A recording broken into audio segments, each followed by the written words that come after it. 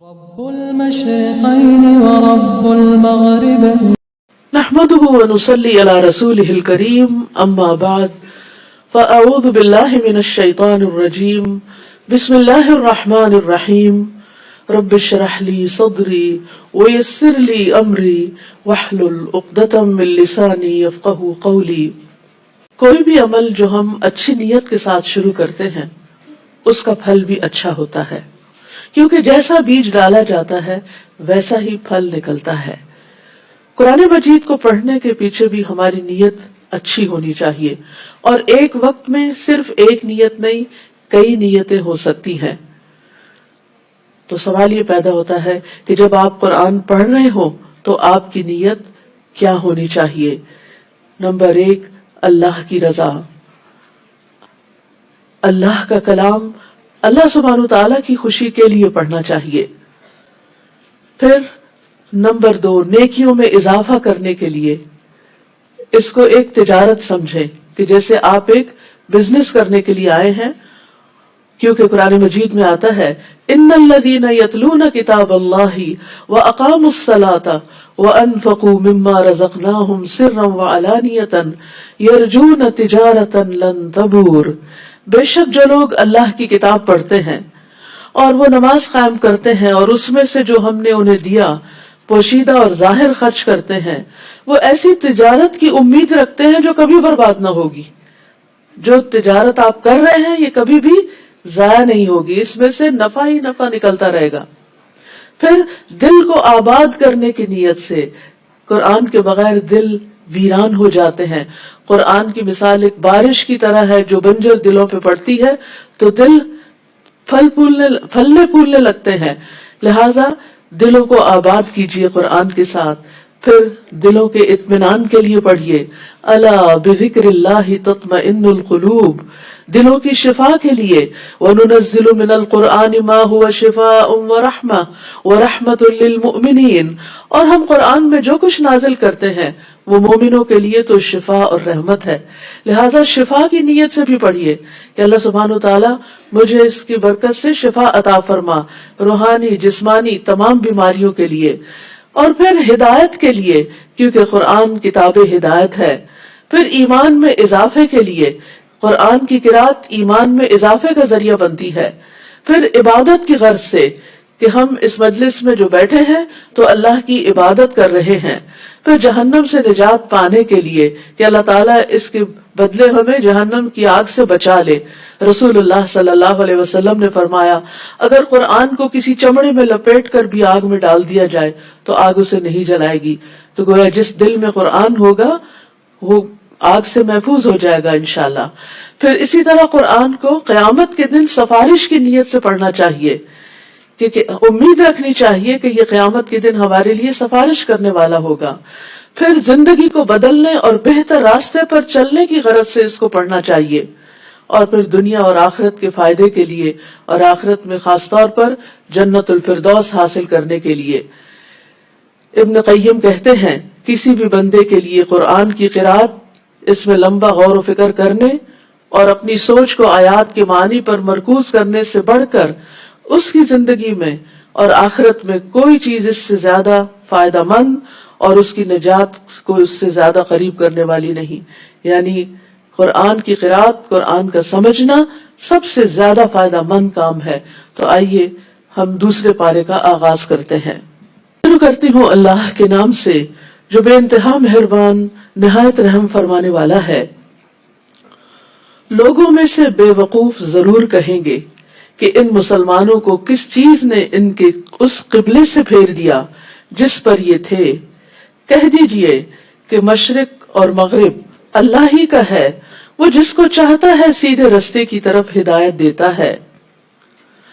رسول اللہ صلی اللہ علیہ وسلم ہجرت کر کے مدینہ پہنچے تو 16 یا 17 ماہ تک بیت المقدس کی طرف ہی منہ کر کے نماز پڑھتے رہے جو اہل کتاب کا قبلہ تھا۔ پھر آپ کو بیت اللہ کی طرف منہ کر کے نماز پڑھنے کا حکم ہوا۔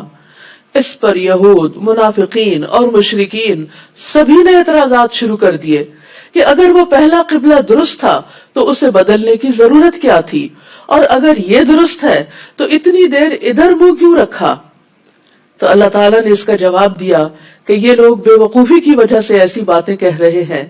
مشرق یا مغرب کی اپنی کوئی حیثیت نہیں کہ ان کی طرف منہ کرنا باعث ثواب ہو، بلکہ اصل چیز اللہ کے حکم کی فرما برداری ہے.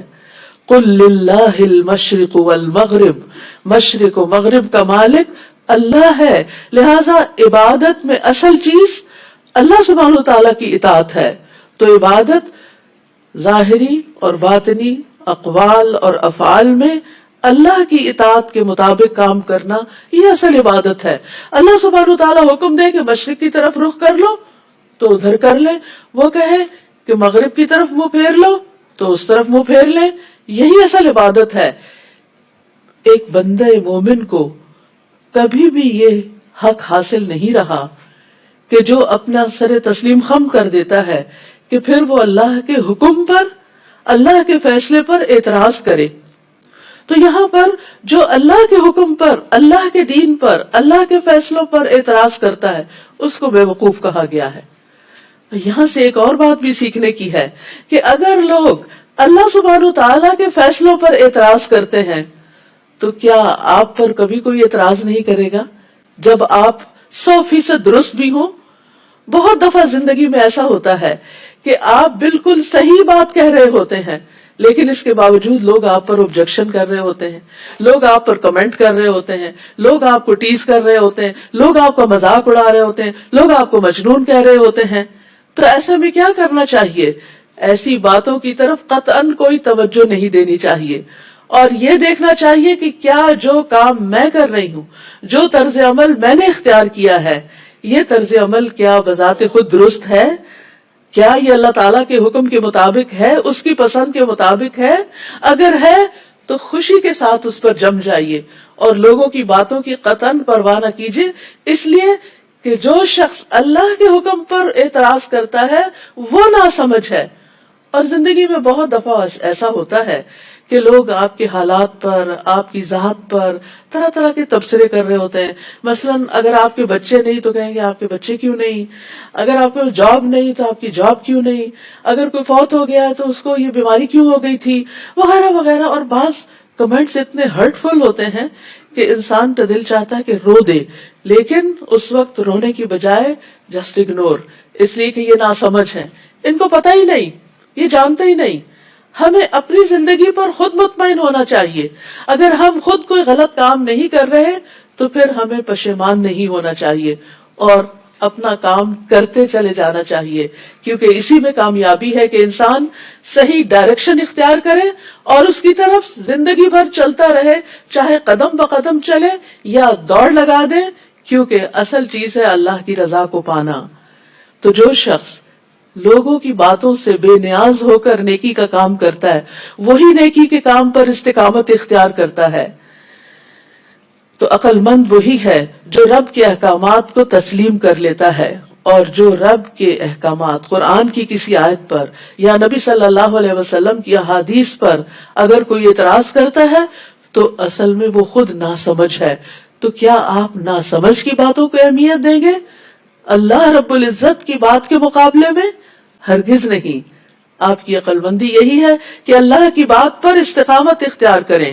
پھر فرمایا وَكَذَلِكَ جَعَلْنَاكُمْ أُمَّةً وَسَطًا، اور اسی طرح ہم نے تمہیں امت وسط بنا دیا. وسط کا ایک معنی بہتر بھی ہوتا ہے، ایک بہترین امت بنایا تاکہ تم لوگوں پر گواہ ہو جاؤ اور رسول تم پر گواہ ہوں. یعنی جو تمہارے پاس علم ہے اس کی بنا پر تم باقی تمام لوگوں کے معاملات پر ایک ایسی نظر رکھو کہ کیا صحیح ہے اور کیا نہیں. اور قیامت کے دن بھی امت محمد صلی اللہ علیہ وسلم کی گواہی ہوگی. اور پہلے جس قبلے یعنی بیت المقدس پر آپ تھے اسے ہم نے اس لیے مقرر کیا تھا تاکہ ہم معلوم کریں کہ کون رسول کی پیروی کرتا ہے. یہ تو ایک ٹیسٹ تھا، یہ تو ایک امتحان تھا. اور کون اپنی ایڑیوں کے بل پھر جاتا ہے. جیسے زندگی میں حالات تبدیل ہوتے ہیں نا، یہ ایک امتحان ہوتا ہے. کبھی خوشحالی ہوتی ہے اور کبھی بدحالی ہوتی ہے، کبھی صحت ہوتی ہے اور کبھی بیماری ہوتی ہے، کبھی مشغولیت ہوتی ہے اور کبھی فراغت ہوتی ہے. یہ سب امتحان کے مختلف رنگ ہیں. مومن ہر ایک چیز کو ایک امتحان لیتا ہے، کیونکہ اس کی ساری زندگی ہی ایک امتحان ہے. الذی خلق الموت والحیات لیبلوکم ایکم احسن عملا، کہ اس نے زندگی اور موت کو اس لیے بنایا کہ تمہیں آزما کر دیکھے کہ تم میں اچھے کام کون کرتا ہے، احسن عمل کون کرتا ہے. تو اصل ضرورت اس بات کی ہے کہ ہم احسن عمل کریں، چاہے موسم کوئی بھی ہو، حالات کیسے بھی ہوں. اور احسن عمل کی دو بڑی شرائط ہیں، نمبر 1 اخلاص، اور نمبر 2 رسول صلی اللہ علیہ وسلم کی پیروی. تو یہاں پر یہی تو امتحان لیا گیا کہ رسول اللہ صلی اللہ علیہ وسلم کے پیچھے کون جاتا ہے، کہ آپ نے اپنے قبلے کا رخ پھیر لیا تو کون کون ہے جو بغیر کچھ سوال کیے، اعتراض کیے آپ کے پیچھے مڑتا چلا جا رہا ہے کہ آپ کو فالو کرنا ہے، آپ کو اتباع کرنا ہے. اور کون اپنی ایڑیوں کے بل پھر جاتا ہے کہ بھلا یہ کیا ہوا، کس کے ذہن میں سوال اٹھے اور سوال اعتراض بنے اور اعتراض مخالفت بنی اور وہ حق سے پھر گیا. تو اس لیے یہ ایک بہت بڑا امتحان ہوتا ہے. اور بے شک یہ بات یعنی قبلے کی تبدیلی بہت بھاری ہے، یعنی انسان کے لیے چینج مینجمنٹ ایک بڑا مشکل کام ہوتا ہے. تبدیلی کسی بھی چیز میں جب ہوتی ہے تو انسان پہ گراں گزرتی ہے، چاہے کسی جگہ کو تبدیل کرنا ہو، چاہے کسی کام کو تبدیل کرنا ہو، ایک جاب سے دوسری جاب. کیونکہ انسان جب ایک ہی کام روز کرتا رہتا ہے، بار بار کرتا رہتا ہے، تو ایک کمفرٹ زون میں آ جاتا ہے اور اس میں اس کو سہولت ہو جاتی ہے، وہ آٹو پہ آ جاتا ہے. لیکن جب اس کو وہ وقت میں تبدیلی کرنی پڑے یا حالات میں، تو پھر اس کو مشکل پیش آتی ہے. لیکن اصل عبادت کی روح تو یہی ہے کہ جب تبدیلی کے لیے کہا جائے تو تبدیل ہو جاؤ. تو یہ قبلے کی تبدیلی بہت بھاری ہے، سوائے ان لوگوں کے جنہیں اللہ نے ہدایت بخشی. اور اللہ ایسا نہیں کہ تمہارے ایمان کو ضائع کر دے. یہاں ایمان سے مراد نماز ہے، نماز کو ایمان کہا گیا کیونکہ لوگوں کے دل میں یہ خیال پیدا ہوا تھا کہ جو نمازیں ہم نے پہلے دوسرے قبلے کی طرف رخ کر کے پڑھی تھی وہ ضائع تو نہیں ہو گئی. تو انہیں بتایا گیا کہ نہیں، اللہ تعالیٰ نے تمہاری پچھلی عبادات کو قبول کر لیا کیونکہ وہ بھی تم نے اللہ کے حکم کے مطابق ہی کی تھی. بے شک اللہ تو لوگوں پر بہت شفقت کرنے والا، نہایت رحم کرنے والا ہے. یعنی یہ اللہ تعالیٰ کی صفات ہیں. اور رأفت جو ہے، رؤوف کا لفظ جو ہے یہ رأفت سے ہے. رأفت رحمت کا سب سے آخری حصہ کہلاتا ہے. یعنی رأفت وہ مرحلہ ہے جو رحمت کے بعد آتا ہے. یعنی کہا جاتا ہے فلان رحیم، کہ فلاں بڑا مہربان ہے، اور جب وہ رحمت شدت پکڑتی ہے تو پھر وہ رؤوف بھی ہو جاتا ہے. اور اللہ اپنے سارے بندوں کے ساتھ بڑا ہی مہربان ہے، سب سے بڑھ کر رحم کرنے والا ہے، ماں سے بھی زیادہ بندے پر رحم کرنے والا ہے، دنیا اور آخرت میں رحم فرمانے والا ہے، بندوں کے لیے ہدایت کی راہیں کھولنے والا ہے اور بندوں کے دنیاوی امور میں آسانی فراہم کرنے والا ہے. ان ربکم لرؤوف الرحیم. پھر تبدیلی قبلہ کے کچھ مزید احکامات. قد نرى تقلب وجهك في السماء، یقیناً ہم آپ کے چہرے کا بار بار آسمان کی طرف اٹھنا دیکھ رہے ہیں. کیونکہ آپ کو بھی انتظار تھا، کیونکہ آخری نبی کی نشانی یہی تھی کہ اس کا قبلہ بیت اللہ شریف ہوگا. سو ہم ضرور آپ کو اسی قبلے کی طرف پھیر دیں گے جسے آپ پسند کرتے ہیں. تو آپ اپنا چہرہ مسجد حرام کی طرف پھیر لیں، حکم آ گیا. اور تم سب بھی جہاں کہیں ہو بس اسی کی طرف اپنے چہرے پھیر لو. اور بے شک جن لوگوں کو کتاب دی گئی ہے وہ خوب جانتے ہیں کہ یقیناً وہ ان کے رب کی طرف سے حق ہے کہ آخری نبی کا قبلہ وہی ہوگا، اور جو عمل وہ کرتے ہیں اللہ ان سے ہرگز غافل نہیں. اور البتہ اگر آپ ان اہل کتاب کے پاس ہر نشانی بھی لے آئیں تو بھی یہ آپ کے قبلے کی پیروی نہیں کریں گے. یعنی جنہیں نہیں ماننا انہیں نہیں ماننا، اور نہ آپ ان کے قبلے کی پیروی کرنے والے ہیں، اور نہ ان میں سے بعض کے قبلے کی پیروی کرنے والا ہے. کیونکہ یہود صخرہ کی طرف رخ کرتے تھے اور نصارہ مشرقی حصے کی طرف رخ کیا کرتے تھے عبادت میں. فرمایا کہ ان کا تو اپنا قبلہ بھی مختلف ہے، تو تم پر اعتراض کیوں؟ اور اگر آپ نے ان کی خواہشات کی پیروی کی باوجود اس کے کہ آپ کے پاس علم آ چکا، تو یقیناً آپ تب ظالموں میں سے ہو جائیں گے. تو یاد رکھیے، علم آنے کے بعد خواہشات کی پیروی کرنا اپنی جان پر ظلم کرنا ہے. الذین آتیناہم الکتاب یعرفونہ کما یعرفون ابناءہم، جن لوگوں کو ہم نے کتاب دی ہے وہ اس رسول کو اس طرح پہچانتے ہیں جس طرح اپنے بیٹوں کو پہچانتے ہیں، اور بیٹے کو کوئی پہچاننے میں مشکل نہیں پاتا، اور بے شک ایک فریق ان میں سے لازماً حق کو چھپاتا ہے حالانکہ وہ جانتے ہیں۔ علم آنے کے بعد حق کو چھپانا یہ بہت بڑا ظلم ہے۔ رسول اللہ صلی اللہ علیہ وسلم نے فرمایا، جس شخص سے علم کی کوئی بات پوچھی جائے اور وہ اسے چھپا دے تو قیامت کے دن اس کے منہ میں آگ کی لگام میں سے ایک لگام لگائی جائے گی۔ الحق من ربک فلا تکونن من الممترین، یہ حق آپ کے رب کی طرف سے ہے تو آپ ہرگز شک کرنے والوں میں سے نہ ہوں۔ وَلِكُلٍّ وِجْهَةٌ هُوَ مُوَلِّيهَا فَاسْتَبِقُوا الْخَيْرَاتِ، اور ہر ایک کے لیے ایک سمت مقرر ہے جدھر وہ رخ کرتا ہے، یعنی ہر انسان کی زندگی کا ایک سینٹر آف لائف ہے جس کی طرف وہ پلٹ پلٹ کر جاتا ہے۔ تمہارا سینٹر آف لائف کیا ہونا چاہیے، تمہاری کوشش تو اور تمہاری طلب اور تڑپ کس طرف ہونی چاہیے؟ فَاسْتَبِقُوا الْخَيْرَاتِ، تم خیرات، نیکیوں میں، خیر کے کاموں میں، بھلائی کے کاموں میں آگے بڑھو۔ ہم سب بھی سوچیں کہ ہمارا سینٹر آف لائف کیا ہے۔ جب ہم فارغ ہوتے ہیں، جب ہم اپنی تھکاوٹ دور کرنا چاہتے ہیں، جب ہم ریلیکس ہونا چاہتے ہیں، جب ہم خوش ہونا چاہتے ہیں، تو کس طرف رجوع کرتے ہیں؟ کیا اٹھاتے ہیں؟ Cell phone, screen. اب ہم فارغ ہوئے، اب ہم ذرا مزہ کرتے ہیں، اور کبھی ادھر گھومتے پھرتے ہیں، کبھی ادھر سیر کرتے ہیں۔ پہلے سیر کرنے کے لیے باہر نکلنا پڑتا تھا، اب یہ کہ بیٹھے بیٹھے ہی سیر ہو جاتی، لیٹے لیٹے ہی سیر ہو جاتی۔ تو ہم سب کو یہ دیکھنا چاہیے کہ جب ہم فارغ ہوتے ہیں، جب ہم انجوائے کرنا چاہتے ہیں، تو ہماری زندگی میں وہ کون سی چیز ہے کہ جو ہمیں واقعی خوشی بخشتی ہے، راحت بخشتی؟ کیا وہ اللہ کا ذکر ہے؟ کیا وہ اللہ کا کلام قرآن ہے؟ کیا وہ کوئی ذکر کی مجلس ہے؟ کیا وہ کوئی نیک صالح صحبت ہے؟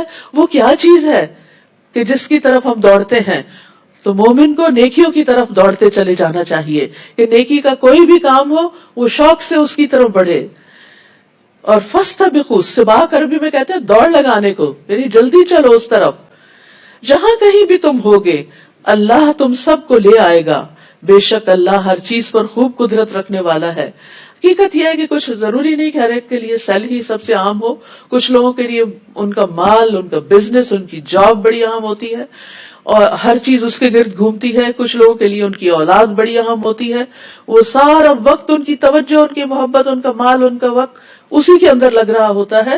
تو دیکھیے کہ آپ کی زندگی میں کون سی چیز ہے جس میں آپ کا مال بھی لگ رہا ہے، آپ کی جان بھی لگ رہی، آپ کا وقت بھی لگ رہا، آپ کا شوق لگ رہا، آپ کا جذبہ، آپ کی ہر چیز وہاں انویسٹ ہو رہی ہے، اور وہ کیا ہونا چاہیے؟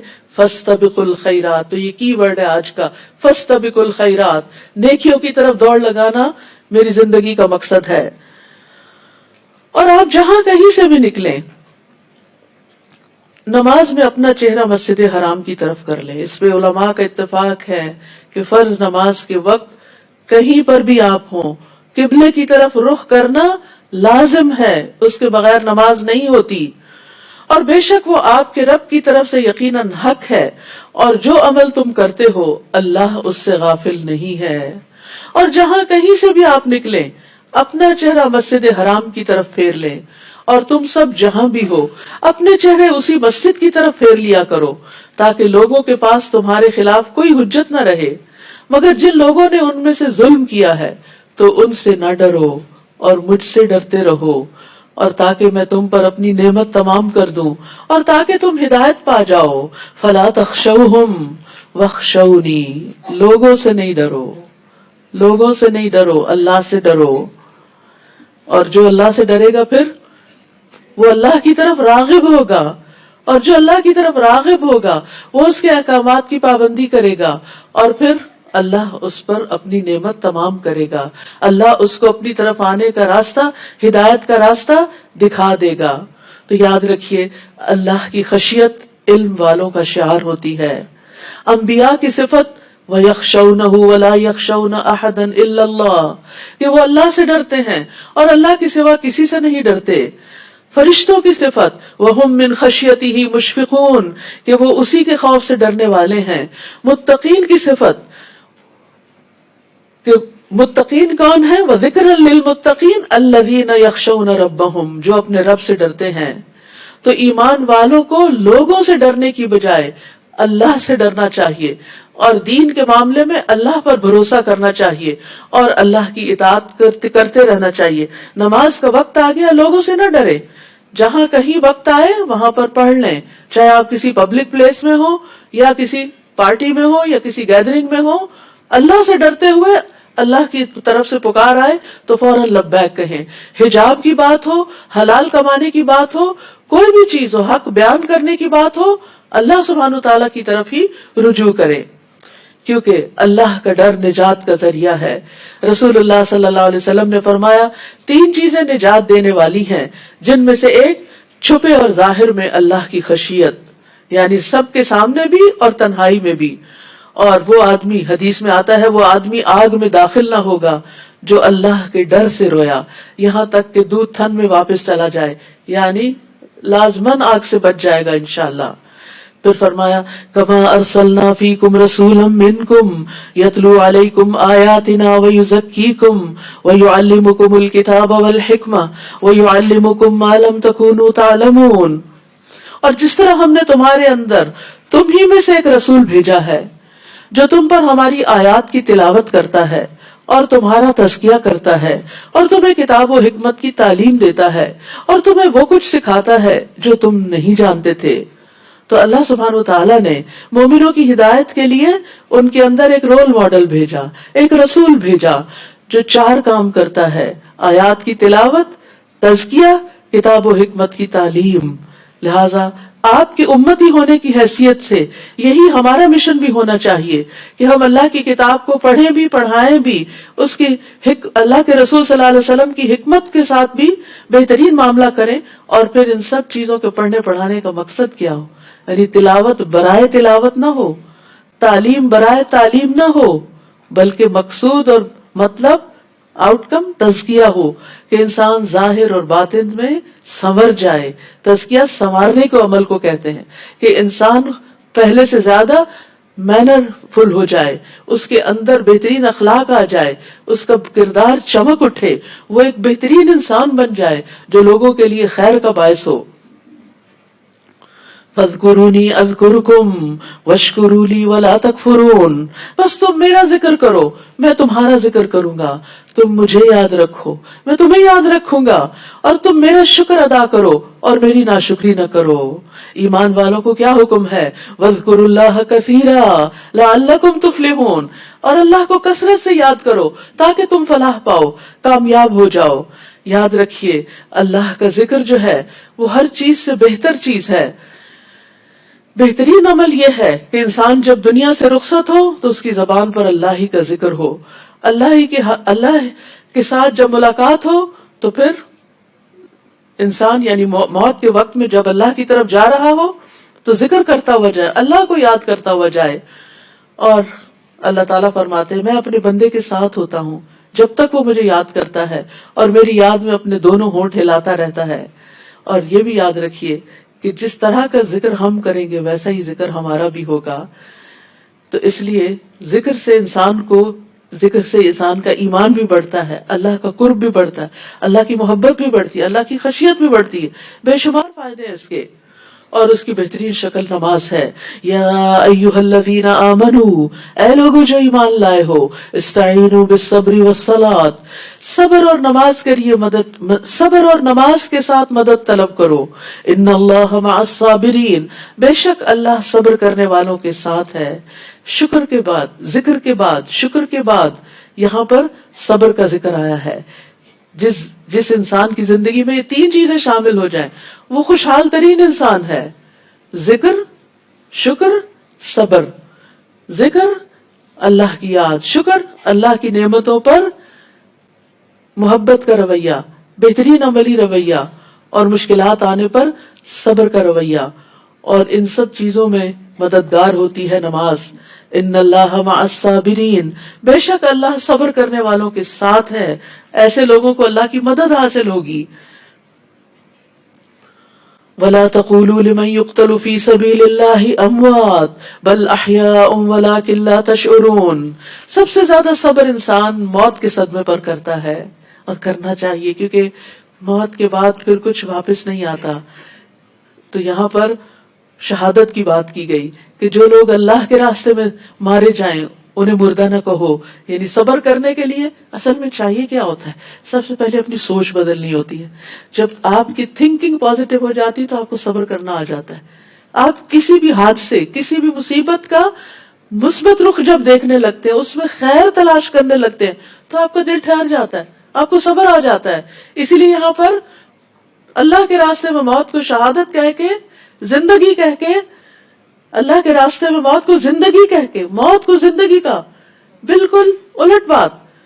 تو اس سے صبر دلایا گیا، صبر کے لیے کلو دیا گیا. وہ زندہ ہیں، یعنی جو لوگ اللہ کی خاطر اپنی جان دے دیں وہ مرتے نہیں ہوتے، وہ زندہ ہیں. لیکن تم شعور نہیں رکھتے، تمہیں یہ بات سمجھ نہیں آتی کہ موت زندگی کیسے ہو سکتی ہے. اور یاد رکھو، صبر تو زندگی بھر کرتے ہی رہنا پڑے گا، کیونکہ زندگی میں آزمائشیں آئیں گی. کون کون سی آزمائشیں؟ وَلَنَبْلُوَنَّكُمْ بِشَيْءٍ مِّنَ الْخَوْفِ وَالْجُوعِ وَنَقْصٍ مِّنَ الْأَمْوَالِ وَالْأَنفُسِ وَالثَّمَرَاتِ وَبَشِّرِ الصَّابِرِينَ. اور ہم تمہیں خوف اور بھوک اور مالوں اور جانوں اور پھلوں کی کمی میں سے کسی نہ کسی چیز کے ساتھ ضرور بس ضرور آزمائیں گے، اور صبر کرنے والوں کو خوشخبری دے دیجئے. یعنی کبھی خوف ہوگا، جیسے دشمن کا خوف، فیوچر کا خوف، کبھی بھوک ہوگی کہ انسان کی کوئی جاب چلی جائے، کبھی فاقہ ہو جائے، کبھی مال کا نقصان ہو جائے، کبھی اولاد یا کسی جان کا نقصان ہو جائے، یعنی کوئی فوت ہو جائے عزیز پیارا. اور پھل تو ہر چیز کا آؤٹ کم ہوتا ہے کہ انسان کی ساری زندگی کی محنت کبھی اس کے سامنے برباد ہو جائے. تو یہ جو بھی یعنی پھل ہوتا ہے کسی بھی کام محنت کے بعد جو آخری نتیجہ ہوتا ہے. یعنی ساری زندگی ایک چیز پر کام کیا اور جب آخری نتیجہ آیا تو اس کا پھل کھانا نصیب نہ ہوا، تو وہ انسان کے لیے بڑا تکلیف دہ مرحلہ ہوتا ہے. تو اس سے بھی آزمائش ہو سکتی ہے. یعنی ایک مثلاً والدین نے اپنے بچے کو بچپن سے بہت اچھی تربیت دی، پڑھایا لکھایا، اور اس کو ہر طرح کے قابل بنایا. جب وہ بڑا ہوا، اس کی بہترین جاب لگ گئی کہ اچانک ایکسیڈنٹ میں فوت ہو گیا، تو پھل چلا گیا. یعنی وہ محنتوں کا پھل تھا. اولاد سب سے بہترین پھل ہوتی ہے انسان کا، بہترین کمائی ہوتی ہے انسان کی. وہ چلا گیا، یہ کیا ہوا؟ ایسا پھر انسان کہتے ہیں یہ ایسا نہیں ہونا چاہیے. نہیں، وہ آپ نے اس پر محنت کی، آپ کی محنت کا ایک لمحہ بھی ضائع نہیں ہوا. لیکن وہ تو اللہ کی امانت تھی، وہ تو جس کا تھا اس نے لے لیا، اعتراض نہیں کر سکتے. اب تو صبر کرنا ہوگا، اور جو صبر کرے گا اس کے لیے اجر ہی اجر ہے. کل قیامت کے دن صبر کرنے والوں کو اتنا بڑا اجر ملے گا کہ انسان اس کا اندازہ بھی نہیں کر سکتا. انما یوفی الصابرون اجرہم بغیر حساب. اس وقت انسان کہے گا کاش دنیا میں سارے بیٹے چلے جاتے. ایسا کہنا تو نہیں چاہیے، لیکن جب وہ اجر دیکھتا ہے انسان تو پھر سوچتا ہے کہ یہ کیا، میں کیا سمجھتا تھا، میں کس بھول میں تھا کہ وہ ضائع ہو گیا، وہ میری آنکھوں سے اوجھل ہوا تو کہیں ختم ہو گیا. نہیں، وہ اللہ نے اجر کی شکل میں سمیٹ لیا. لیکن شرط یہ ہے کہ اگر تم نے صبر کیا. تو یاد رکھیے کہ ہر انسان کی آزمائش ہوتی ہے کسی نہ کسی چیز سے. ہر شخص کبھی خوف کا شکار ہوتا ہے، جیسے موسیٰ خوف کا شکار ہوئی موسیٰ علیہ السلام کو دریا میں بہا کر.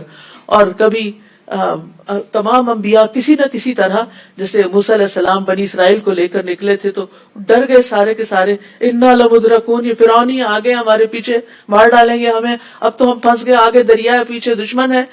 تو ایسی سچویشن زندگی میں آتی رہتی ہیں، لیکن صبر کرنے والوں کے لیے خوشخبری ہے، اس میں خیر کثیر ہے، بے حساب اجر ہے، مغفرت اور بہت بڑا اجر ہے. کون ہے صبر کرنے والے؟ صبر کا اظہار کیسے ہوگا؟ صبر کا اظہار رویے سے بھی ہوگا، صبر کا اظہار باتوں سے بھی ہوگا. سب سے پہلا جملہ جو منہ سے نکلنا چاہیے، مصیبت آنے پر یا مصیبت کی یاد آنے پر، کیونکہ بعض اوقات مصیبتوں کی یادیں بڑی ستاتی ہیں، تکلیف دہ لمحے بہت ستاتے ہیں. تو ایسے موقع پر انا للہ و انا الیہ راجعون. الذین اذا اصابتهم مصیبۃ قالوا انا للہ و انا الیہ راجعون. وہ لوگ کہ انہیں جب کوئی مصیبت پہنچتی ہے تو کہتے ہیں کہ بے شک ہم اللہ ہی کے لیے ہیں اور بے شک ہم اسی کی طرف لوٹ کر جانے والے ہیں۔ یاد رکھیے جب انسان آخرت کو یاد کر لیتا ہے نا تو مصیبتیں ہلکی ہو جاتی۔ انا الیہ راجعون، کوئی بیٹا چلا گیا، ہم بھی جانے والے ہیں، ہم بھی تو جا رہے ہیں، ہم کتنے دن اور ہیں، وہ آگے چلا گیا، ہم پیچھے سے آ رہے ہیں، بس اتنی سی بات ہے۔ انا الیہ راجعون، یعنی جن لوگوں نے بھی آخرت کو یاد کیا، اپنی واپسی کے سفر کو یاد کیا، ان کے لیے مصیبتیں آسان ہو گئیں۔ اور ویسے بھی اللہ تعالیٰ اس دعا کے پڑھنے والے کو دنیا میں بھی بہترین نعم البدل عطا کرتے ہیں۔ اور اسی طرح اگر کسی کا چھوٹا، بڑے بچے کی تو بات میں نہیں کی، لیکن اگر چھوٹا سا پیارا سا منا سا بچہ فوت ہو جائے تو اللہ سبحانہ وتعالی فرشتوں سے پوچھتا ہے تم نے میرے بندے کے بیٹے کی روح قبض کر لی؟ وہ کہتے ہیں ہاں۔ پھر فرماتا ہے تم نے اس کے دل کا پھل لے لیا؟ وہ کہتے ہیں ہاں۔ تو اللہ تعالیٰ پوچھتا ہے میرے بندے نے کیا کہا؟ وہ کہتے ہیں اس نے تیری حمد بیان کی اور انا للہ و انا الیہ راجعون کہا۔ تو اللہ تعالیٰ فرماتا ہے میرے بندے کے لیے جنت میں گھر بنا دو اور اس کا نام بیت الحمد رکھو۔ تو یاد رکھیے انا للہ کے ساتھ اور کیا پڑھنا ہوتا ہے؟ الحمدللہ، الحمدللہ، اللہ میں راضی ہوں، اس پر بھی تیرا شکر ہے۔ نبی صلی اللہ علیہ وسلم صرف نعمت ملنے پر شکر نہیں کرتے تھے، تکلیف آنے پر بھی شکر کرتے تھے۔ الحمدللہ علی کل حال، اس میں بھی کوئی خیر ہے، اس میں بھی وہ کوئی بھلائی ہے۔ خضر نے اس چھوٹے بچے کی جان لے لی تھی جو بڑے ہو کے ماں باپ کو بہت ستانے والا تھا۔ ہمیں نہیں پتا ہوتا کہ جو چیز ہم سے لی جا رہی ہے وہ ہمارے لیے کتنی بہتری کا باعث ہے۔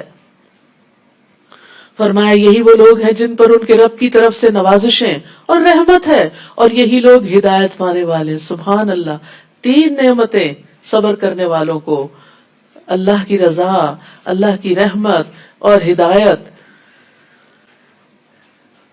اب صبر کی ایک عظیم ترین مثال حضرت ہاجر، جن کو ابراہیم علیہ السلام تنہا مکہ کی بے آب و گیا وادی میں چھوڑ آئے تھے، چھوٹے سے مننے سے بچے کے ساتھ، اور خود چلے گئے تھے صرف اللہ کے حکم سے۔ نہ وہاں کھانا تھا، نہ پانی تھا، نہ کوئی ٹھکانا تھا، نہ کوئی گھر تھا، نہ کوئی دھوپ سے بچنے کی جگہ تھی، اور نہ رات کو سونے کے لیے کوئی بیڈ روم تھا، کچھ بھی نہیں تھا۔ لیکن اس نیک بندی نے اللہ کے حکم سے صبر کیا اور خوشی خوشی وہ دن کاٹے، تنہا بچے کے ساتھ نہیں۔ آج آپ دیکھیں کہ جو سنگل مدرز ہوتی ہیں ان کی زندگی کتنی مزریبل ہو جاتی ہے، صرف یہ سوچ سوچ کے کہ ہمارے ساتھ یہ کیوں ہو گیا۔ لیکن یاد رکھیے ہر چیز اللہ کے کسی حکمت کے تحت ہوتی ہے، کوئی وجہ ہوتی ہے۔ اللہ تعالیٰ زندگی میں آپ کو کچھ دینا چاہ رہے ہوتے ہیں۔ جب کچھ لیا جاتا ہے تو ایسا نہیں صرف لیا جاتا ہے، اس کے بدلے کچھ دیا بھی جاتا ہے۔ ان مع العسر یسرا بھی ہوتا ہے۔ تو اگر کسی پر ایسی کوئی تکلیف آ جائے تو وہ حضرت ہاجر کی کہانی یاد رکھے کہ انہوں نے وہ تنہا وقت کیسے گزارا تھا، انہوں نے بچے کی تربیت کیسے کی تھی۔ آج کی مائیں ہر وقت یہی رونا روتی رہتی، باپ تربیت میں کوئی حصہ نہیں ڈالتا، وہ بچوں کو کچھ نہیں کہتا، سارا کچھ مجھے ہی کرنا پڑتا ہے، مجھے ہی سمجھانا ہوتا ہے، مجھے ان کے ٹینٹرمز دیکھنے ہوتے ہیں۔ نہیں، سارا اجر بھی تو آپ ہی کے لیے ہے، لمحے لمحے پر آپ کے اجر ہے، اس صبر پر، اس تربیت پر، اس تکلیف پر۔ تو جو لوگ اللہ کی خاطر یہ صبر کر جاتے ہیں پھر اللہ ان کے قدموں کے نشانوں کو بھی یادگار بنا دیتا ہے، جس طرح ہاجرہ علیہ السلام کے قدموں کے نشان صفا مروہ میں جو پڑے، آج بڑے بڑے لوگ اس کی پیروی کرتے ہیں۔ فرمایا بے شک صفا اور مروہ اللہ کی نشانیوں میں سے ہیں، تو جو کوئی بیت اللہ کا حج یا عمرہ کرے اس پر کچھ گناہ نہیں کہ ان دونوں کا طواف کرے، اور جو کوئی خوشی سے نیکی کرے تو بے شک اللہ قدردان ہے، خوب علم رکھنے والا ہے، خوب علم رکھنے والا ہے۔ بے شک جو لوگ ہماری نازل کردہ واضح آیات اور ہدایت کو چھپاتے ہیں بعد اس کے کہ ہم نے ان کو اپنی کتاب میں لوگوں کے لیے کھول کر بیان کر دیا ہے، ایسے ہی لوگوں پر اللہ لعنت کرتا ہے، اور تمام لعنت کرنے والے بھی ان پر لعنت کرتے ہیں، مگر وہ لوگ جنہوں نے توبہ کی اور اصلاح کر لی اور کھول کر بیان کر دیا، تو یہی لوگ ہیں جن کی توبہ میں قبول کرتا ہوں، اور میں بہت توبہ قبول کرنے والا، نہایت رحم کرنے والا ہوں۔ بے شک وہ لوگ جنہوں نے کفر کیا اور وہ کفر ہی کی حالت میں مر گئے، یہی وہ لوگ ہیں جن پر اللہ کی اور فرشتوں کی اور لوگوں کی سب کے سب کی لعنت ہے، یعنی وہ اللہ کی رحمت سے محروم ہیں۔ جو اللہ کا انکار کرتے ہوئے دنیا سے جائیں، جو آخرت کا انکار کر کے دنیا سے جائیں، جو فرشتوں کا انکار کر کے دنیا سے جائیں، جو تقدیر کا انکار کر کے دنیا سے جائیں، کیونکہ بیسک فیتھ کے جو پلرز ہیں ان میں سے کسی ایک پلر کا بھی انکار انسان کو کفر سے دوچار کر دیتا ہے۔ خالدین فیہا، ہمیشہ اس میں رہنے والے ہیں، نہ تو ان سے عذاب ہلکا کیا جائے گا اور نہ ہی وہ مہلت دیے جائیں گے۔ وَإِلَٰهُكُمْ إِلَٰهٌ وَاحِدٌ لا الہ الا هو الرحمن الرحیم، اور تم سب کا الہ ایک ہی الہ ہے، اس کے علاوہ، اس کے سوا کوئی الہ برحق نہیں، وہ بہت مہربان ہے، نہایت رحم کرنے والا ہے۔ تو یاد رکھیے ہم سب کا معبود ایک الہ، ایک رب ہے، اس کے سوا کوئی اور اس کی عبادت میں، اس کی صفات میں، اس کے کمالات میں، جمالات میں شریک نہیں۔ اور اس کی دلیل کیا ہے؟ کائنات کی تخلیق، کائنات کی نشانیوں پہ غور کرو۔ ان فی خلق السماوات والارض، یہ سب کچھ نہ تھا، یہ جس نے بنایا وہی عبادت کے لائق ہے۔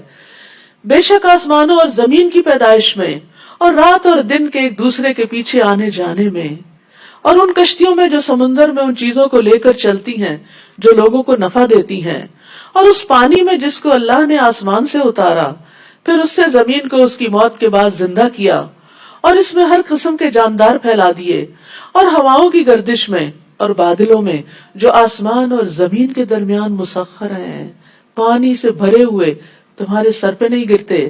البتہ ان سب میں بہت سی نشانیاں ہیں ان لوگوں کے لیے جو عقل رکھتے ہیں۔ یعنی اگر کسی تک پیغمبر کی کوئی تعلیم نہ پہنچے، قرآن نہ بھی پہنچے، حدیث نہ بھی پہنچے، کوئی داعی، کوئی دعویٰ دینے والا نہ بھی پہنچے، تو یہ ساری نشانیاں دعوت دے رہی ہیں کہ ان سب کے بنانے والا جو ہے وہی عبادت کے لائق ہے، اسی کے آگے سر جھکاؤ، اسی کو یاد کرو، اسی کے لیے نماز اور اسی کے لیے قربانی اور اسی کے لیے صدقہ اور اسی کے لیے ساری نیکیاں کرو۔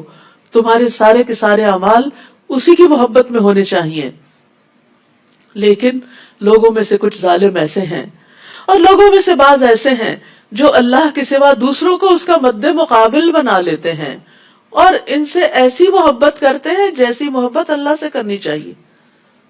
تو یاد رکھیے مخلوق کی محبت، چاہے وہ آسمان و زمین کی ہو، چاہے وہ کسی انسان کی ہو یا کسی بت کی ہو، مخلوق کی محبت اگر حد سے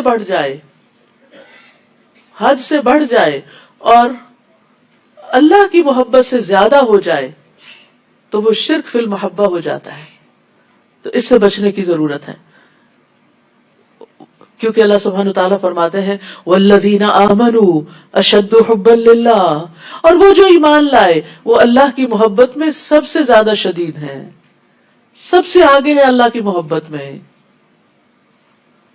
اپنے دلوں کا جائزہ لیجئے، اپنے اندر جھانک کر دیکھیے کہ آپ کی زندگی میں سب سے زیادہ اہم کون ہے، آپ سب سے زیادہ کس کو یاد کرتے ہیں، آپ سب سے زیادہ کس کے ساتھ بات کر کے خوش ہوتے ہیں، آپ سب سے زیادہ کس پہ بھروسہ کرتے ہیں، کس کے سپرد اپنے معاملات کرتے ہیں۔ جب آپ پر کوئی تکلیف آتی ہے تو آپ کس کو یاد کرتے ہیں، جب آپ کو کوئی خوشی ملتی ہے تو سب سے پہلے کس کو یاد کرتے ہیں، جب آپ کو کوئی مال ملتا ہے تو سب سے پہلے کس کے لیے نکالتے ہیں، کس کے لیے جمع کرتے ہیں، کس کے لیے صدقہ خیرات کرتے ہیں۔ تو جس کے لیے آپ یہ سب کچھ کرتے ہیں وہی آپ کا محبوب ہے اور وہی آپ کا معبود ہے۔ جو سب سے بڑا محبوب ہوتا ہے وہی اصل میں معبود ہوتا ہے۔ تو اس لیے اگر اللہ کو معبود مانا ہے تو پھر سب سے بڑھ کر محبت بھی اللہ سے ہونی چاہیے،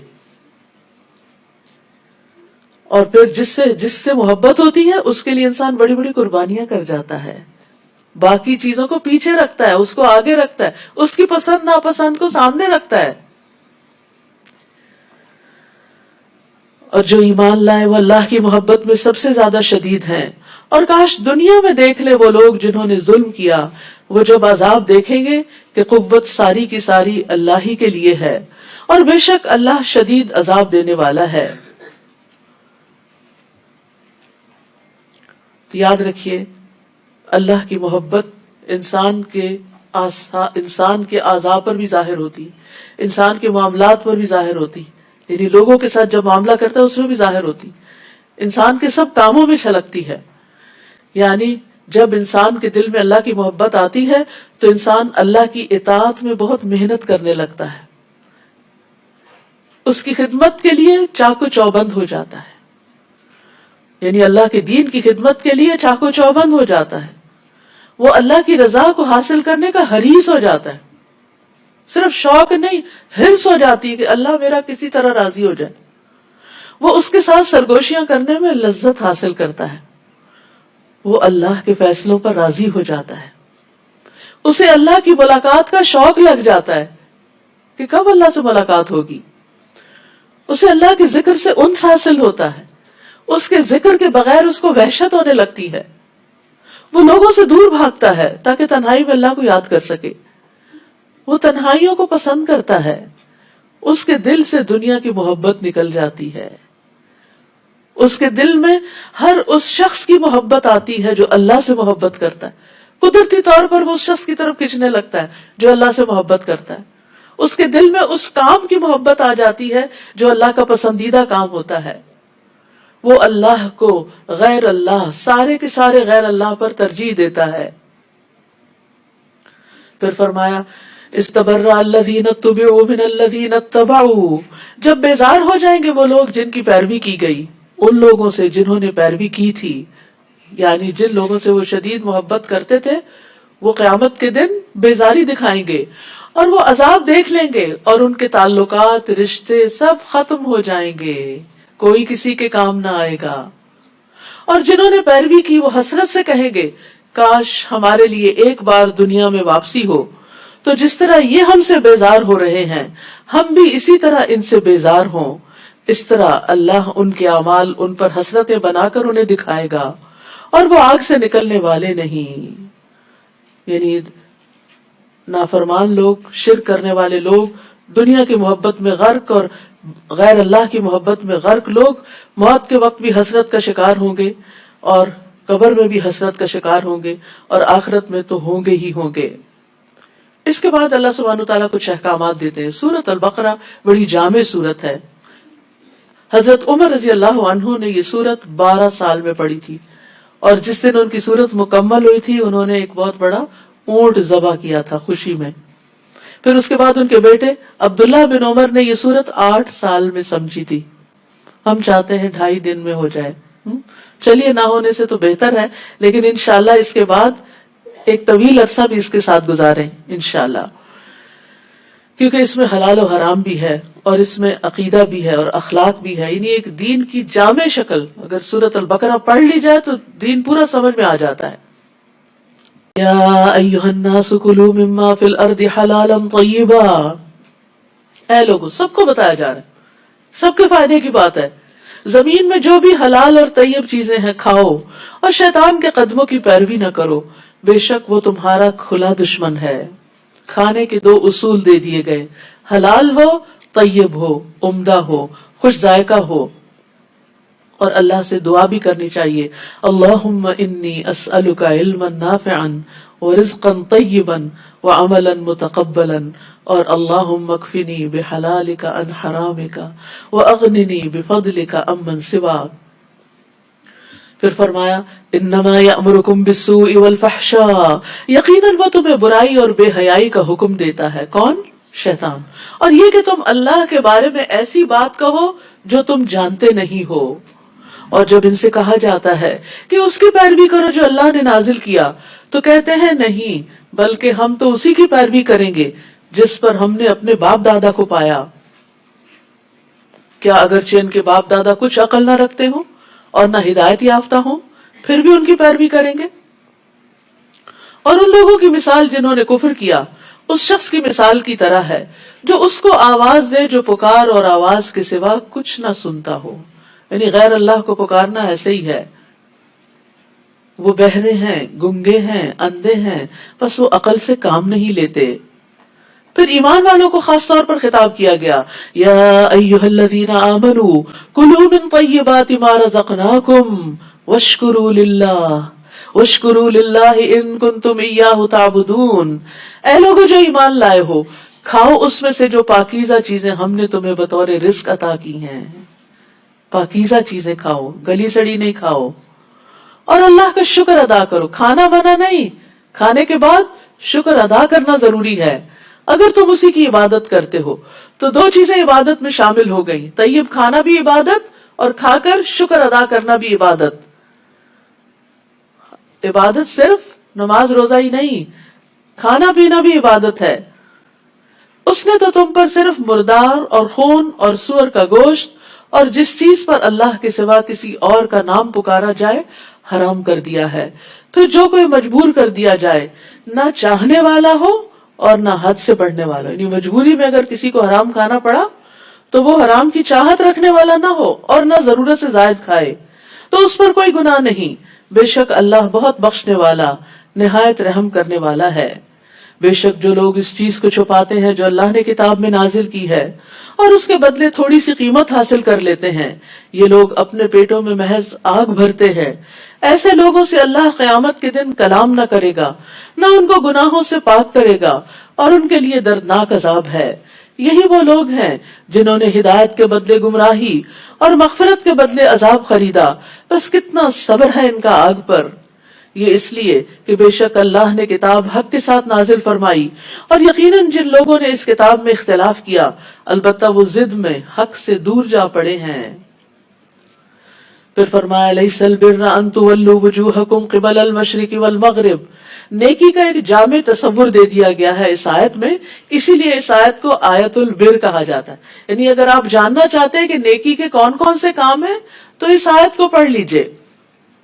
نیکی یہ نہیں کہ تم اپنے رخ مشرق اور مغرب کی طرف پھیر لو، بلکہ نیکی تو اس کی ہے جو اللہ پر اور آخرت کے دن پر اور فرشتوں پر اور کتابوں پر اور نبیوں پر ایمان لائے، یعنی سب سے پہلے عقیدہ درست ہو، اس کے بعد حقوق العباد، اور مال سے محبت کے باوجود اسے رشتہ داروں اور یتیموں اور محتاجوں اور مسافر اور سوال کرنے والوں کو اور گردنیں چھڑانے میں دے۔ اور پھر حقوق اللہ، اور وہ نماز قائم کرے اور زکوٰۃ ادا کرے، اور وہ جو اپنے عہد کو پورا کرنے والے ہیں جب وہ عہد کریں۔ سبحان اللہ، بہت ساری چیزوں کا اکٹھا ذکر کرنے کے بعد عہد کو الگ سے ذکر کیا گیا۔ وعدہ خلافی نہ کریں، کمٹمنٹ نبھائیں، جب کسی کے ساتھ کوئی معاہدہ کر لیں تو اس کو پورا کریں، اور جب وہ عہد کریں، اور سختی اور تکلیف میں اور جنگ کے وقت صبر کرنے والے ہیں۔ صبر کو بھی الگ سے ہائی لائٹ کیا گیا کہ یہ نیکیوں کی بنیاد ہے، جس کے اندر صبر نہیں وہ نیکی کر نہیں سکتا، کر لے تو سنبھال نہیں سکتا، اور سنبھال لے تو ضائع کرنے سے مشکل سے ہی بچتا ہے۔ نیکی کو سنبھالنا بھی صبر کا کام ہے، ورنہ ہم کیا کرتے ہیں، کوئی اچھا سا کام کر کے کرتے اللہ کے لیے، پھر کسی نہ کسی طرح مینشن کر کے لوگوں کو بتاتے ہیں تاکہ یہ ہمیں واہ واہ کرے، ایسے ضائع کر بیٹھتے ہیں، یا کر کے پھر احسان جتانا شروع کر دیتے ہیں، ضائع کر بیٹھتے ہیں، ریاکاری کر کے ضائع کر دیتے ہیں۔ تو اس طرح انسان یہ سب صبر سے تعلق رکھتا ہے کہ انسان اپنا منہ روک لے کہ نہیں کسی کو نہیں بتانا، اللہ کے لیے کیا ہے نا، کس بات کا چرچا۔ یہی وہ لوگ ہیں جنہوں نے سچ کہا، یہ سچ کی ڈیفینیشن ہے، اور یہی وہ لوگ ہیں جو تقوی والے ہیں۔ تو یہاں یہ متقین کی ساری علامات بتا دی گئیں، جو تقوی والے ہیں وہی کامیاب ہونے والے ہیں، اور ان کے یہ ٹریٹس ہیں۔ تو اس ترتیب میں بڑی حکمت ہے، رشتہ داروں کا ذکر، پھر یتیم جو چھوٹے ہوتے ہیں ان کا ذکر، مساکین جو محتاج ہوتے ہیں فاقہ حق لاحق ہوتا ہے، ابن السبیل مسافر جو کمزور ہوتے ہیں یعنی ان کی سپورٹ کم ہوتی ہے، مانگنے والے اگرچہ وہ محتاج نہ بھی ہوں، اور پھر یہ یاد رکھیے رشتہ دار صدقے کا زیادہ مستحق ہے بنسبت دوسروں کے۔ پھر فرمایا یا ایھا الذین آمنوا کتب علیکم القصاص فی القتلی، اے لوگو جو ایمان لائے ہو تم پر مقتولوں کے بارے میں قصاص لینا فرض کر دیا گیا ہے، آزاد کے بدلے وہی آزاد قاتل، اور غلام کے بدلے وہی غلام قاتل، اور عورت کے بدلے وہی عورت قاتلہ۔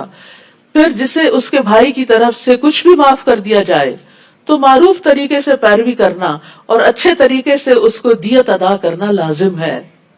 یہ تمہارے رب کی طرف سے تخفیف اور رحمت ہے. پھر جو اس کے بعد زیادتی کرے تو اس کے لیے دردناک عذاب ہے. یعنی دیت لینے کے بعد بندہ بھی مار دے تو یہ بڑے ظلم کی بات ہے. وَلَكُمْ فِي الْقِصَاصِ حَيَاةٌ يَا أُولِي الْأَلْبَابِ لَعَلَّكُمْ تَتَّقُونَ. اور تمہارے لیے قصاص میں زندگی ہے اے عقل والو تاکہ تم بچ جاؤ. یعنی آئندہ قتل ہونے بند ہو جائیں گے اگر کچھ قاتلوں کو یعنی سزا مل گئی تو دوسروں کے لیے عبرت کا نشان بن جائیں گے. یعنی بظاہر تو زندگی جا رہی ہے لیکن یہ بہت سی زندگیوں کو بچانے کا سبب بن رہی ہے. جب کوئی مر جائے تو پھر اس کے بعد جو کچھ وہ چھوڑتا ہے اس کے لیے کیا کرنا چاہیے. کتب علیکم اذا حضر احدکم الموت ان ترک خیرا الوصیہ. تم پر فرض کیا گیا کہ جب تم میں سے کسی کو موت آنے لگے تو اگر وہ کچھ مال چھوڑے تو والدین اور رشتہ داروں کے لیے معروف طریقے سے وصیت کر جائے. یہ حق ہے تقوی والوں پر. یعنی متقی لوگ وصیت بھی پوری کرتے ہیں, وصیت کرتے بھی ہیں اور وصیتوں کو پورا بھی کرتے ہیں. قرآن مجید میں دوسری جگہ بھی وصیت پوری کرنے کی تاکید ہے. اور وصیت اللہ کی طرف سے ایک صدقہ ہے. مال کو خیر میں استعمال کرنا چاہیے اور وارثوں کے لیے بھی کچھ نہ کچھ چھوڑنا چاہیے. اور 1/3 مال کی وصیت کی اجازت دی گئی ہے ہمارے دین میں, 1/3, اور وہ بھی زیادہ بتایا گیا, باقی مال وارثوں کا ہے. تو اس لیے بہتر ہے انسان اپنی زندگی میں ہی اپنے مال سے اپنے لیے آگے اچھے اچھے کام کر کے کچھ بنا لے, کیونکہ جو چھوڑ جائیں گے وہ دوسروں کا ہو جائے گا. آپ کا وہ ہے جو آپ نے استعمال کر لیا, کھا لیا, پہن لیا, اور جو صدقہ کر دیا وہ آپ کا ہو گیا. اور جو آپ نے استعمال نہیں کیا, انٹچڈ ہے, وہ دوسرے لے جائیں گے, اب وہ استعمال کریں گے. فَمَن بَدَّلَهُ بَعْدَ مَا سَمِعَهُ. اور یہ بھی نہیں پتا کہاں استعمال کریں گے. اگر وہ نیک ہیں تو خیر کے راستے میں کریں گے, اور اگر وارث دین سے دور ہیں تو وہ اپنی دنیا کی عیاشیوں میں خرچ کریں گے. تو بہتر یہی ہے کہ پھر انسان اپنی آخرت کے لیے اپنے ہاتھوں اپنی دنیا میں ہی کچھ نہ کچھ کر لے. بس جو شخص اس وصیت کو سننے کے بعد اسے بدل ڈالے تو بے شک اس کے بدلنے کا گناہ ان لوگوں پر ہے جو اس کو بدل دیں گے. بلا شبہ اللہ بہت سننے والا, بہت جاننے والا ہے. پھر اگر کسی کو وصیت کرنے والے کی طرف سے کسی طرف داری یا گناہ کی وصیت کرنے کا اندیشہ ہو تو وہ ان میں باہم اصلاح کرا دے تو اس پر کچھ گناہ نہیں. بے شک اللہ بے حد بخشنے والا, نہایت رحم کرنے والا ہے. پھر فرمایا یا ایھا الذین آمنوا کتب علیکم الصیام کما کتب علی الذین من قبلکم لعلکم تتقون. اے لوگو جو ایمان لائے ہو تم پر روزہ رکھنا فرض کر دیا گیا. فرض عبادت ہے جس طرح تم سے پہلے لوگوں پر فرض کیا گیا تھا. کیوں فرض کیا گیا؟ تاکہ تم متقی بن جاؤ, تاکہ تم برے انجام سے بچ جاؤ. روزہ ایک کفایت کرنے والی عبادت ہے. ابو ذر سے مروی انہوں نے پوچھا اللہ کے رسول یہ روزہ کیا ہے؟ آپ نے فرمایا یہ ایسا فرض ہے جو آخرت میں کفایت کر دینے والا ہے. یہ سب سے منفرد عمل ہے, خیر کا دروازہ ہے. جو ایمان اور ثواب کی امید سے روزے رکھے اس کے اگلے پچھلے گناہ معاف کر دیے جائیں گے. روزے کا اجر اللہ کے ذمہ ہے. روزے کو اللہ نے اپنے لیے خاص کیا. اور پھر یہ کہ روزہ تقوی پیدا کرنے میں ایک بہت اہم کردار ادا کرتا ہے, اور جس کے اندر تقوی آ جاتا ہے اس کے سارے کام آسان ہو جاتے ہیں. اس کے لیے معاملات من یتق اللہ یجعل لہ من امرہ یسرا, اللہ اس کے کام آسان کر دے گا. تو روزے سے تقوی, تقوی سے آسانی. یاد رکھیے گا یہ آئندہ جو روزے کے دن آنے والے ہیں ان میں خوشی خوشی روزہ رکھنے کا سوچیں. ایام معدودات, سارا سال نہیں ہے, فکر نہیں کیجئے, بس ایک ہی مہینہ ہے, 11 مہینے چھٹی ہے, گنتی کے چند دن ہیں. پھر جو کوئی تم میں سے بیمار ہو یا سفر پر ہو تو دوسرے دنوں سے تعداد پوری کر لے. گنتی پوری کرنا لازم ہے. قضا روزے رکھنے ضروری ہیں اگر بیماری ہے, سفر کی حالت میں, چاہے مینسز ہیں, چاہے نفاس ہے, کچھ بھی ہے. اور جو لوگ مشکل سے روزہ رکھنے کی طاقت رکھتے ہوں وہ ایک مسکین کا کھانا فدیہ دے دیں, وہ ایک مسکین کا کھانا فدیہ دے دیں. بس جو کوئی خوشی سے نیکی کرے تو وہ اسی کے لیے بہتر ہے. ایک وقت کا کھانا لازم ہے, 2 وقت کا دے دے تو بہت اچھا ہے. اور یہ کہ تم روزہ رکھو تمہارے حق میں یہ بہتر ہے، یعنی ڈر کے روزہ چھوڑ کے فدیے کی طرف نہیں جاؤ، بلکہ روزہ رکھو، یہ تمہیں زیادہ فائدہ دے گا. ہو سکتا ہے وہ بیماری ہی چلی جائے جس کے ڈر سے تم روزہ چھوڑ رہے ہو. اگر تم علم رکھتے ہو. تو انسان بہت سے غلط کام کر جاتا ہے لا علمی سے. تو اللہ نے جب علم دے دیا تو پھر اللہ کے حکم پر عمل کرو گے تو فائدے ہی فائدے ہوں گے. شہر رمضان الذی انزل فیہ القرآن، رمضان کا مہینہ وہ ہے جس میں قرآن نازل کیا گیا. رمضان کی امپورٹنس قرآن کی وجہ سے ہے. تو پھر قرآن کی امپورٹنس کیا ہوگی، قرآن کی فضیلت کیا ہوگی، خود قرآن کی برکت کیا ہوگی، اور اس سے ملنے والی رحمتیں کیا ہوں گی کہ جس کی وجہ سے اللہ نے ایک مہینے کو اتنی امپورٹنس دی، اس رات کو جو لیلۃ القدر ہے اتنی زیادہ اہمیت دی. ہدایت ہے لوگوں کے لیے اور روشن دلائل ہے ہدایت اور حق کو باطل میں فرق کرنے کے لیے. تو جو کوئی تم میں سے اس مہینے کو پائے اسے چاہیے کہ اس کے روزے رکھے، اور جو بیمار یا سفر میں ہو تو دوسرے دنوں سے تعداد پوری کر لے. اللہ تمہارے لیے آسانی چاہتا ہے اور وہ تمہارے لیے تنگی کا ارادہ نہیں رکھتا. اور تاکہ تم تعداد پوری کرو، یعنی رمضان میں روزے نہیں رکھ سکتے، بڑی مشکل ہو گئی، کوئی بات نہیں، چھوڑ دو، بعد میں رکھ لینا، یہ ہے آسانی. لیکن گنتی پوری کرنا، ڈنڈی نہیں مارنا. اور تاکہ تم اس پر اللہ کی بڑائی بیان کرو کہ سبحان اللہ، ہمارا رب کتنا عظیم ہے جس نے ہمیں یہ سہولتیں دے رکھی ہیں. اور اس بات پر اللہ کی بڑائی بیان کرو کہ اس نے تمہیں ہدایت بخشی، اور تاکہ تم شکر ادا کرو. تو روزہ رکھنے کا ایک مقصد تقوی کے علاوہ شکر بھی ہے. رمضان میں ایک اور خاص کام دعا کرنا، لیکن یہ صرف رمضان کے ساتھ خاص نہیں، عام دنوں میں بھی دعا کرنی چاہیے. وَإِذَا سَأَلَكَ عِبَادِي عَنِّي فَإِنِّي قَرِيبٌ أُجِيبُ دَعْوَةَ الدَّاعِ إِذَا دَعَانِ فَلْيَسْتَجِيبُوا لِي وَلْيُؤْمِنُوا بِي لَعَلَّهُمْ يَرْشُدُونَ. اور جب میرے بندے آپ سے میرے بارے میں سوال کریں، اللہ کے بارے میں سوال کریں، کہاں ہے ہمارا رب، قریب ہے کہ دور ہے، کہہ دیجئے بے شک میں قریب ہوں، میں پکارنے والے کی پکار کا جواب دیتا ہوں. سبحان اللہ. جب آپ یا اللہ کہتے ہیں تو اللہ تعالیٰ جواب دیتے ہیں. اللہ تعالیٰ پکار سنتے ہیں، وہ دعا قبول کرتے ہیں. جب بھی وہ مجھے پکارے، میں پکارنے والے کی پکار کا جواب دیتا ہوں. جب بھی وہ مجھے پکار، جب بھی، جہاں، دیر اینڈ دین، دن ہو، رات ہو، صبح ہو، شام ہو، اٹھتے بیٹھتے لیٹتے چلتے پھرتے دوڑتے بھاگتے سفر کرتے گھر میں ہوتے ہوئے، رات کو آدھی رات پہ آنکھ کھل جائے، کسی بھی وقت جب بھی پکارو گے رب حاضر، تمہاری پکار سنے گا. لیکن جواب کے لیے انہیں چاہیے کہ وہ بھی میرا حکم مانے. فَلْيَسْتَجِيبُوا لِي. کوئی بھی ریلیشن شپ دو طرفہ ہوتا ہے. اگر آپ چاہتے ہیں کہ آپ کی بات سنی جائے تو آپ کو بھی بات سننی چاہیے. یہ تھوڑی ہوتا ہے کسی بھی ریلیشن شپ میں، گھر میں بھی آپ دیکھیں کہ صرف آپ ہی بچوں کی مانتے جائیں اور وہ آپ کی کبھی نہ مانے، یا آپ ہی شوہر کی مانتے جائیں اور وہ آپ کی کبھی نہ مانے.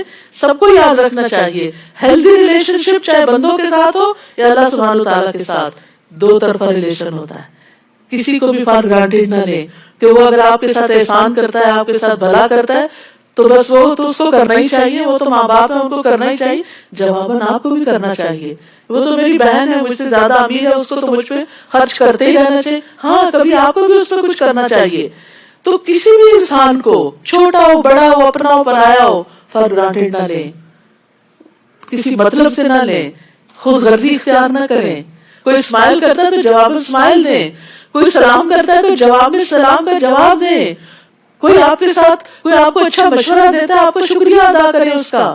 کوئی آپ کسی کام آتا ہے، آپ اس کے لیے دعا کریں. یعنی صرف لینے والے نہ بنے، دینے والے بنے. اور جب کوئی احسان کرے اس کا بدلہ تو دے ہی، چاہے کسی بھی شکل میں، چاہے دعا ہی کی شکل میں. لیکن اللہ سبحانہ تعالیٰ کے ساتھ بھی ایسا ہی کہ جب اللہ کا حکم آ جائے تو اللہ تعالیٰ کا حکم مانے. ہم کہتے ہیں میری دعائیں قبول نہیں ہوتی. کیوں؟ آپ کتنی بات مانتے ہیں اللہ کی؟ اپنے گناہوں پر بھی ذرا نظر کر لیں.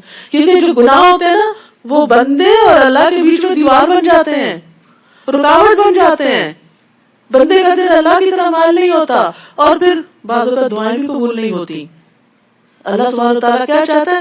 یہ بندہ کچھ عرصہ اور ذرا مشکل میں رہے، تاکہ یہ اس گناہ کو چھوڑے، ریئلائز کرے اور پھر اس کی دعا سنی جائے. تو اس لیے بہت ضروری ہے کہ ہم اگر چاہتے ہیں کہ ہم مستجاب الدعوات ہو جائیں تو پھر فَلْيَسْتَجِيبُوا لِي، اللہ کی بات مانیں اور اللہ کے احکامات کی پیروی کریں. فرمایا وَلْيُؤْمِنُوا بِي، اور مجھ پر ایمان رکھیں، اعتماد کریں، لَعَلَّهُمْ يَرْشُدُونَ، تاکہ وہ ہدایت پا جائیں. تو یاد رکھیے رمضان آ رہا ہے اور اس میں خوب خوب دعائیں کرنی ہیں، کیونکہ 3 آدمیوں کی دعا رد نہیں کی جاتی، ان میں سے ایک روزے دار کی، یہاں تک کہ وہ افطار کر لے. رمضان کے ہر دن اور رات دعا قبول ہوتی. دعاؤں کی لسٹ بنا لیں، اس وقت بھول جاتی. جب آپ بڑے خشوع میں بیٹھتے ہیں نا دعا کریں، کون سی کریں ذہن سے نکل جاتا ہے، آگے پیچھے آپ پریشان رہتے ہیں، دعا کے وقت پریشانی بھول جاتی.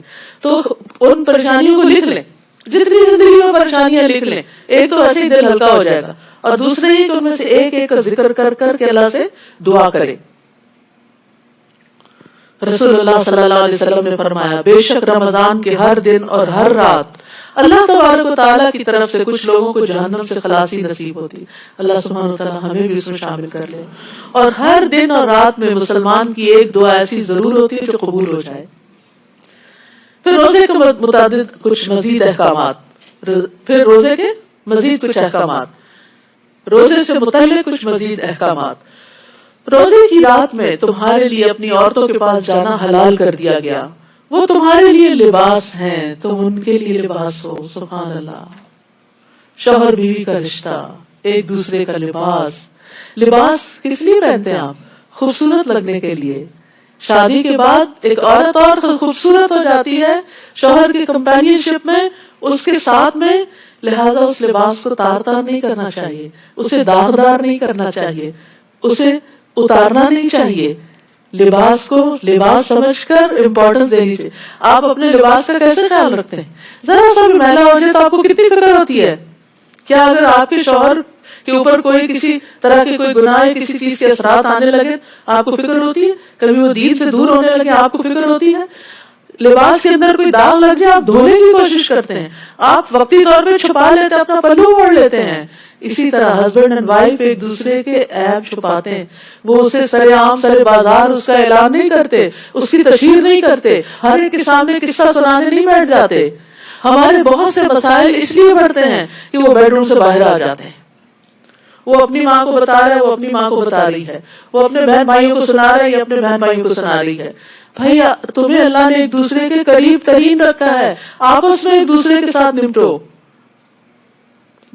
گندگی جتنی پھیلے اتنی سمیٹنی مشکل ہوتی ہے. آپ نے دیکھا ہوگا نا کہیں پر تھوڑی سی بھی گرے تو آپ ادھر سے اس کو صاف کر لیں، اسپنج کر لیں، دھو لیں، ڈٹرجنٹ لگا لیں، کلین کر لیں، چمکا لیں، ری پینٹ کر دیں، بات ختم.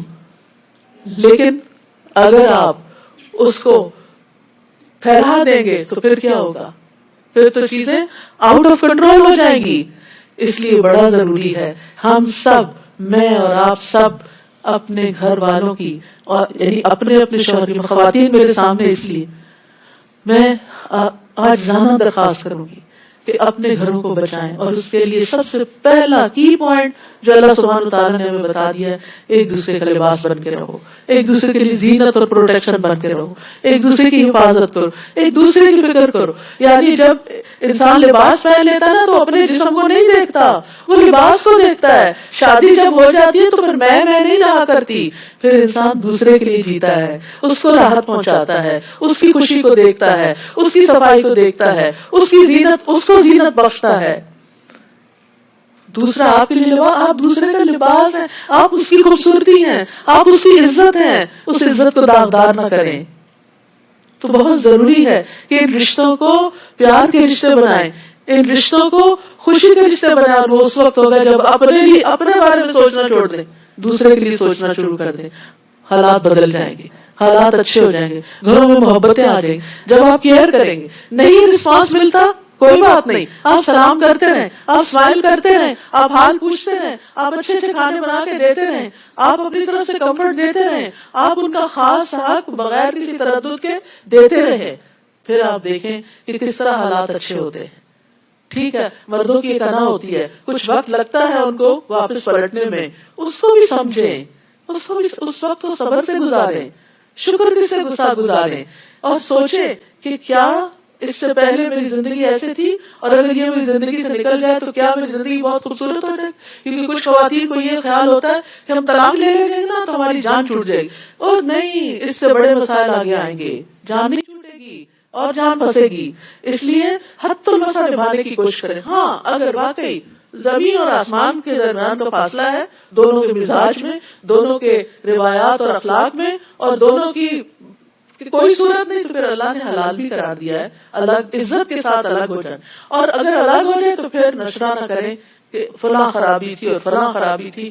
کل کسی نے مجھ سے پوچھا کہ اس طرح کچھ معاملہ پیش آ رہا ہے خاندان میں تو آپ کیا مشورہ دیتی. میں نے کہا آپ نے کسی کو ذکر نہیں کرنا کہ کیا وجہ بنی. معاملہ لڑکی کے اندر کوئی گڑبڑ تھی، کہیں اور مائل ہو گئی تھی تو رہنا نہیں چاہتی تھی، تو اب زبردستی تو نہیں رکھ سکتے اگر کوئی لڑکی رہنا نہیں چاہتی. اب میں نے کہا کہ آپ نے اس لڑکی کا عیب نہیں کھولنا، کہیں نہیں کھولنا.